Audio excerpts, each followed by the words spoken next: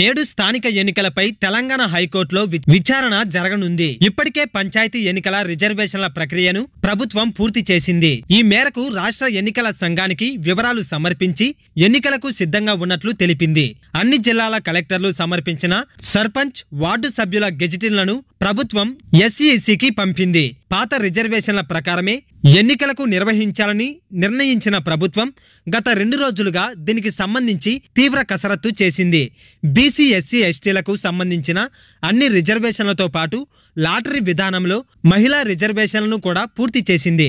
రాష్ట్ర వ్యాప్తంగా 12,733 పంచాయతీల్లోని 1,12,288 వార్డుల్లో 3 విడతలుగా ఎన్నికలు నిర్వహించేందుకు రాష్ట్ర ఎన్నికల సంఘం ఏర్పాట్లు చేసింది.